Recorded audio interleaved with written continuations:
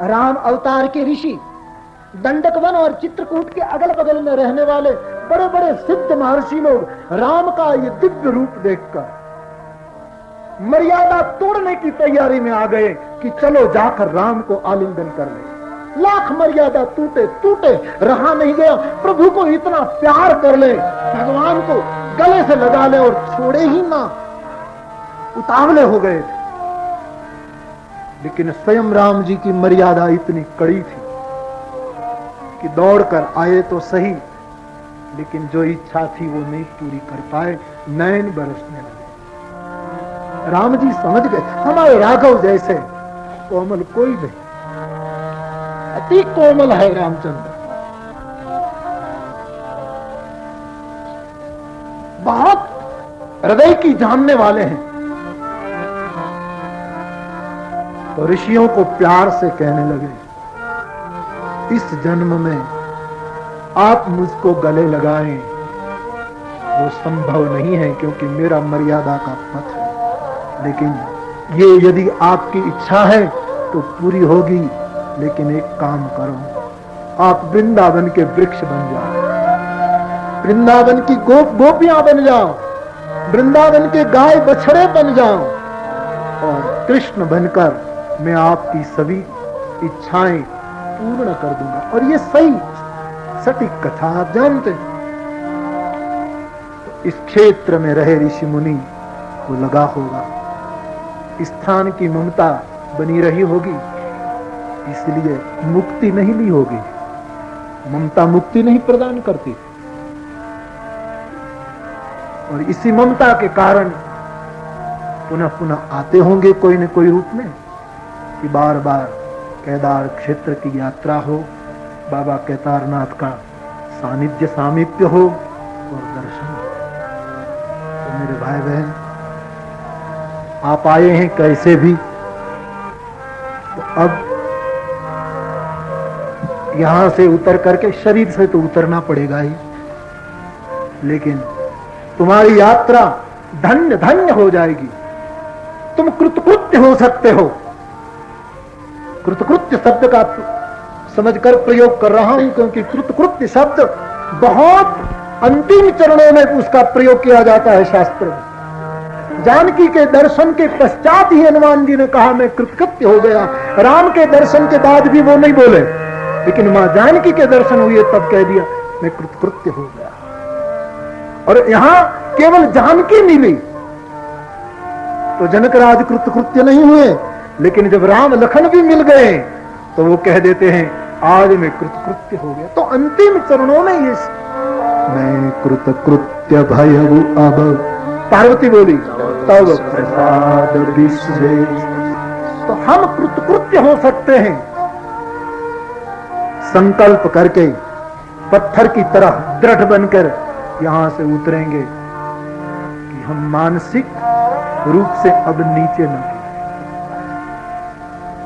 तो हम कृतकृत्य हो सकते हैं।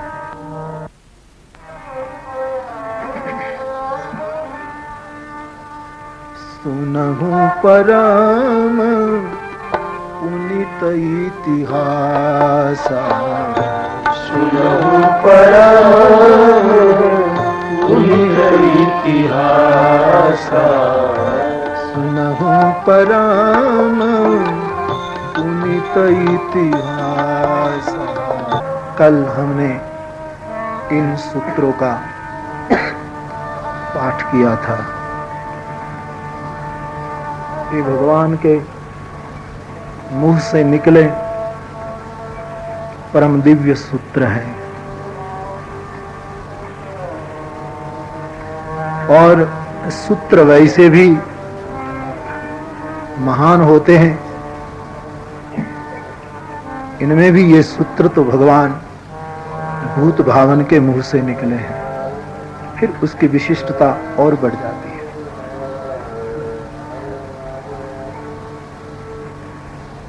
सूत्र का एक अर्थ होता है इस बीज को साधक अपने हृदय में बोए। इस सूत्र का परिणाम आपको तुरंत नहीं मिलेगा। इनके लिए प्रतीक्षा करनी पड़ेगी। परीक्षा और प्रतीक्षा 2 शब्द आप सूत्र के बारे में समझ ले तो बड़े लाभान्वित हो सकते हैं।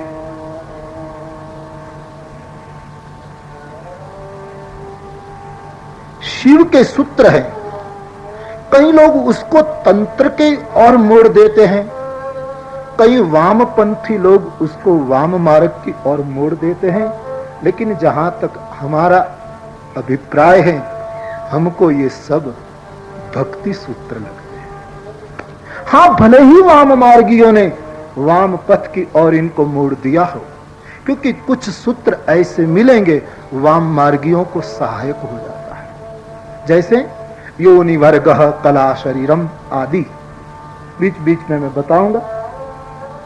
और तंत्र वाले उसको तंत्र की ओर मोड़ देते हैं। कई लोग ऐसा मानते हैं शिव ने तंत्र की बात, हां तंत्र की उपासना उसको हम आदर दें, लेकिन ये कली काल है, और जब श्रेष्ठ के मुंह से सूत्र निकलते हैं तब सार्वभौम हो जाते हैं, सर्वकालिक हो जाते हैं। तो मेरी दृष्टि से ये परम भक्ति सूत्र है। हम ज्ञान की कठिनाई में नहीं जाना चाहते, क्योंकि बोझ लगता है। ठीक कहा भगवान शिव जी ने, ज्ञानम बंधः, ठीक कहा। हा?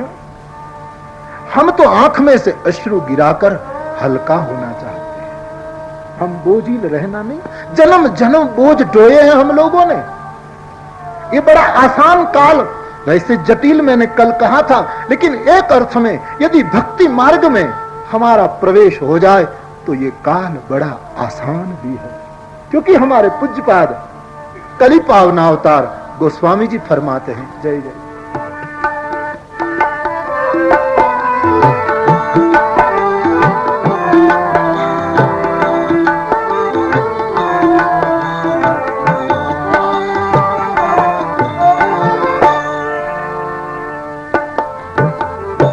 नहीं कली कर मन भगति विवेक, राम नाम अब लंबन एक। नहीं कली कर मन, ये तो भाव का मार्ग है, प्रेम का मार्ग है। राम नाम लंबन एक, राम नाम लंबन एक, राम नाम लंबन एक। इसीलिए तो शिव के अवतार परम वेदांत की घोषणा करने वाले, जिसकी समाधि की भूमि पर हम बैठकर मानस गान करने जा रहे हैं, वही परम वेदांती भगवान आदि शंकराचार्य ने भी कह दिया, भज गोविंदम भज गोविंदम भज गोविंदम मूढ़मते, भज गोविंदम भज गोविंदम भज गोविंदम मूढ़मते, रे भज गोविंदम मूढ़मते, भज गोविंदम मूढ़मते। अंगम गलितं फलितं मुंडम, अंगं गलितं फलितं मुंडम्, अंगं गलितं फलितं अंगं गलितं फलितं मुंडम्, दशनवीनं जातं तुंडम, दशनवीनं जातं तुंडम्, वृद्ध वृद्धो याति गृहीत्वा दण्डम् तदपि न मुञ्चति आशापिण्डम् वृद्धो याति गृहीत्वा दण्डम् तदपि न मुञ्चति आशापिण्डम् भज गोविन्दम् भज गोविन्दम् भज गोविन्दम् भज गोविन्दम् भज गोविन्दम् भज गोविन्दम् मूढ़मते भज गोविन्दम् भज गोविन्दम् मूढ़मते। तो ये सब शिव सूत्र जो हैं कठिन तो बहुत है और बहुत काल बीत गया ना शिव सूत्र को, इसलिए पाठांतर भी बहुत। इसलिए मैंने इस सूत्र पर मुझे चर्चा करनी थी, पहले से मेरे दिमाग में आ गई बात कि केदार में शिव सूत्र पर चर्चा करें, इसलिए जितना हो सके शुद्ध पाठ आपके सामने आए, इसलिए मैंने काशी से मंगवाया भी शिव सूत्र और बड़े प्रकांड विद्वानों की संस्कृत में उन पर टीकाएं हैं। लेकिन वो बोझिल टिकाओं में मैं आपको लेना नहीं चाहता। हम तो शिव जिस ढंग से बोले हैं,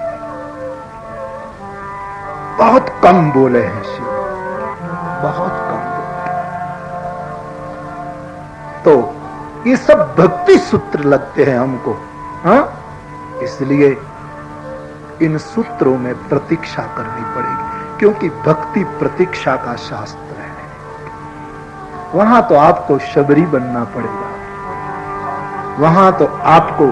इसलिए रावण ने ठीक कहा कि मैं प्रतीक्षा नहीं कर सकता, मेरा ये मार्ग नहीं है, मेरे काबू की बात नहीं कि मैं प्रतीक्षा करूं शबरी की तरह राग, मुझे तो तुरंत चाहिए कल्याण।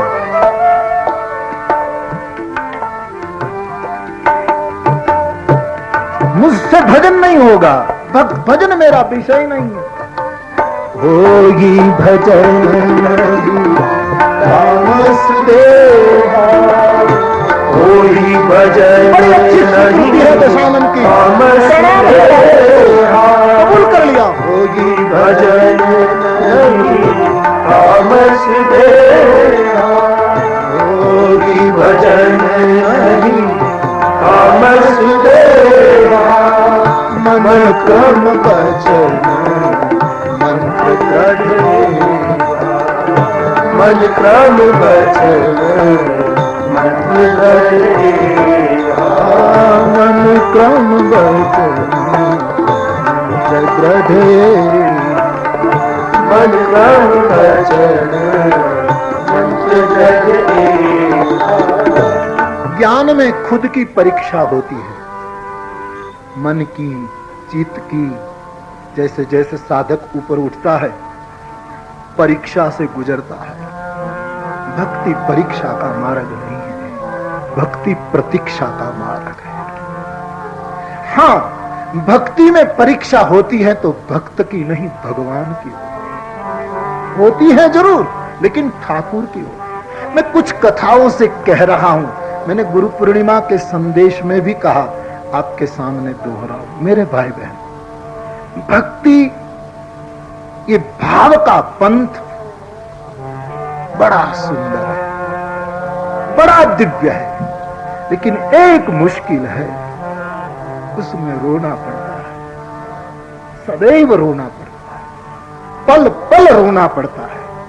और जितना रो उठोगे उठोगे उठोगे। है तो बड़ी अद्भुत भक्ति, लेकिन जिन जिन ने भक्ति की है, पूरा व्रज रोया और आज भी रोया, प्रतीक्षा का मार्ग है। इसलिए सूत्र बोए जाएं, जैसे खेत में बीज बोया जाता है, अंकुरित होता है, पौधा हो जाता है, फलित होता है और बाद में उसका आनंद आता है। थोड़ी प्रतीक्षा इन सूत्रों में करनी पड़ेगी, तुरंत परिणाम नहीं आएगा, क्योंकि ये बड़े मधुर सूत्र है। और ध्यान देना, जो मधुर होता है उसका स्वाद लेना चाहिए। कटु दवा होती है तो एक घूंट में हम पी जाते हैं कि झंझट छूटे, लेकिन चाय घूंट घूंट कर पीते हैं क्योंकि उनमें हमारी रुचि है। जब शरबत पीते हैं तो घूंट घूंट कर पीते हैं, नींबू का पानी पीते हैं तो एक एक घूंट पर स्वाद लेते हैं। ये कटु सूत्र नहीं है, ये मधुर सूत्र है, उसको धीरे धीरे पीना। ये बीज है, बीज आप देखेंगे बहुत से पौधों के, ये बीज बड़ा सुंदर शब्द है हमारे आध्यात्मिक जगत का। बीज देखने में कुरूप भी दिखाई देता है, लेकिन वही बीज सैकड़ों करोड़ों बीज उत्पन्न कर देता है। और कोहिनूर कितना ही कीमती क्यों न हो, लेकिन मुर्दा है, शव है, जीव नहीं है। दुनिया भले ही कोहिनूर की लाख कीमत करे, लेकिन वो मुर्दा है, वो कभी अंकुरित नहीं होगा। उनमें एक कोहिनूर से, एक हीरे से कई हीरा कभी पैदा नहीं होंगे। बीज कितना ही कुरूप क्यों न हो, कोई हीरा बोता है तो हीरा का वृक्ष हुआ कभी, पूरी दुनिया मालामाल हो जाती। बीज कितना ही, हमारी अध्यात्म परंपरा में हीरों की कीमत नहीं है, बीजों की कीमत है। हमारे यहां बड़े बड़े लंबे प्रवचनों की वो कीमत नहीं, संतों के, ऋषियों के मधुर वचनों की कीमत है, इन सूत्रों की। तो इन सूत्र को हृदय में बिठाना धीरे धीरे, और ठीक से उसको बल मिला तो मुझे लगता है बहुत फायदे हो सकते हैं। चैतन्य महात्मा, चैतन्य महात्मा, चैतन्य महात्मा, चैतन्य महात्मा, चैतन्य महात्मा, चैतन्य महात्मा। चैतन्य ही आत्मा है, या तो आत्मा ही चैतन्य है, तेरी चेतना ही आत्मा है, कुछ भी अर्थ करो। बहुत छोटा सा बीज है, संक्षेप में उसको मेरे भाई बहन आप समझ लें। मुझे एक खटक हर रोज रही है कि हमारे अध्यात्म जगत के जो ग्रंथ हैं उनके सूत्रों को लोगों ने बहुत जटिल बना दिया, और वर्षों तक लोग इन सूत्रों से दूर भागे। हमारे पांडित्य को, कारण क्या था? केवल अपने पांडित्य को पोषने के लिए लोग हमको ऊपर देखते रहे कि हम वहां नहीं पहुंच पाते, ये लोग ही उनको समझ, इसलिए इतने जटिल कर दिए इन सूत्रों को। अनुभव में लगता है ये जटिल नहीं है, लेकिन एक काल में उसको बहुत कठिन कर दिया, बहुत कठिन कर, क्योंकि इस कठिन करने से कई हित संभल जाते थे, अपने हित हम साध सकते थे, ऐसा भी कारण रहा। हाँ? एक बड़ा डॉक्टर था, जिंदगी भर डॉक्टरी की, बहुत कमाया, कभी 5 दिन भी छुट्टी पर नहीं गया। बड़ी पुरानी वार्ता है, आपने शायद सुनी। उसका बेटा तैयार हो गया, पढ़ा लिखा, बिल्कुल वो भी डॉक्टर हो गया। अब उसको यकीन हो गया कि मेरा बेटा डॉक्टर हो गया, तो उसने कहा अब मैं 3 मास की छुट्टी पर देश विदेश घूमने जा रहा हूं, तुम संभालो दवा का, तुम अब सक्षम हो चुके हो। ठीक है पिताजी, उनके पास तैयार हुआ था, पास हुआ था, प्रमाण पत्र मिल चुका था। पिता और माता दोनों पुत्र को अस्पताल सौंपकर चले गए यात्रा पर। कहते हैं 3 महीने घूम कर लौटे, अस्पताल खाली था। बेटे ने नाचते हुए पिता के चरण छूकर कहा, पिताजी गांव में और अगल बगल के इलाके में कोई मरीज ही नहीं बचा, तुमने जो दवाइयां मुझे बताई थी मैंने ऐसा इलाज किया, कोई बीमार नहीं रहा। थप्पड़ मारी बाप ने कि इसलिए मैंने दवा सिखाई थी। तुझसे मैं बड़ा अनुभवी हूं। मैं चाहता तो कई साल पहले ये अस्पताल बंद हो जाती, लेकिन उस पर हमारा धंधा चलता है। बेटे ऐसे ठीक मत करिए, ऐसे ठीक मत करो।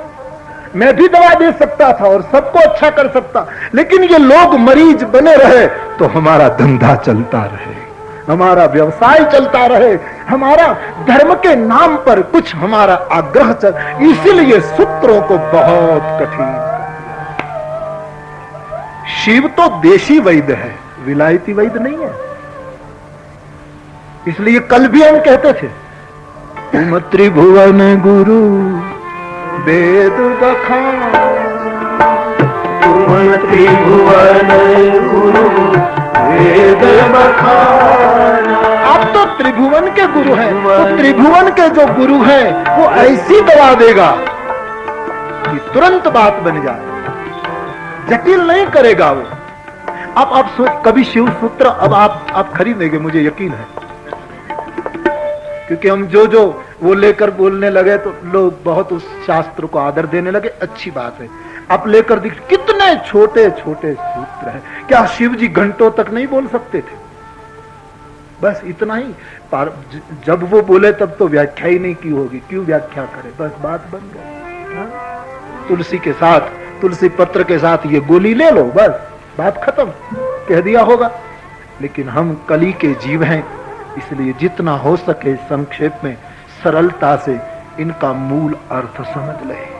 चैतन्य महात्मा, चैतन्य महात्मा, चैतन्य महात्मा, चैतन्य महात्मा।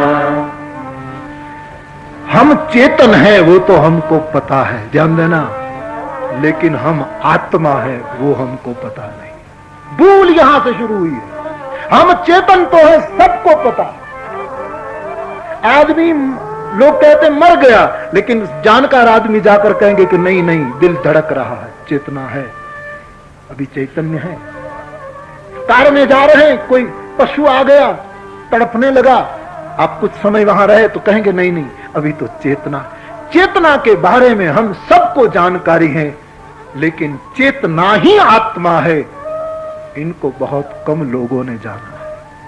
आचार्यों ने जाना है, परम पवित्र परम चरणों ने जाना है। आत्मा का एक अर्थ है वेदांत में मेरे भाई बहन, जो संपूर्ण अपना है वो आत्मा है, इतना सीधा सा अर्थ है। और ध्यान दे, संसार में हमारा जन्म जन्म का अनुभव है कि आत्मा के अतिरिक्त यहां हमारा कुछ भी नहीं है। आत्मा ही हमारी है, आत्मा से अतिरिक्त हमारा कुछ नहीं है। बस गड़बड़ यही हुई है, हमने दूसरों को अपने मान लिए हैं। जिन जिन को हमने अपना माना है, मृत्यु एक थपाट में सब हमसे छीन ले। एक थप्पड़ मृत्यु की काफी है। जिन जिन को हमने अपना समझा है, एक ही थप्पड़ से मृत्यु बिलक कर देगी। आत्मा से अतिरिक्त हमारा यहां कुछ नहीं। ये मेरा हम क्यों कहते हैं पता? हाँ, एक ममता जरूर होती है कि मेरा बेटा, मेरी माँ, मेरा पिता, मेरी पत्नी, मेरी बहन, मेरा भाई, मेरा मित्र, मेरा पड़ोसी, मेरा राष्ट्र, हाँ मेरा, ये अच्छी बात। लेकिन जहां भी ध्यान से आप अपने अनुभव से सीखे मेरे भाई बहन, जहां भी हम मेरा कहते हैं वहां भी हमारा स्वार्थ लग जाता है। ठीक से मेरापन आया और स्वार्थ आया। इस मेरे पने में हमने परमार्थ को गंवा दिया।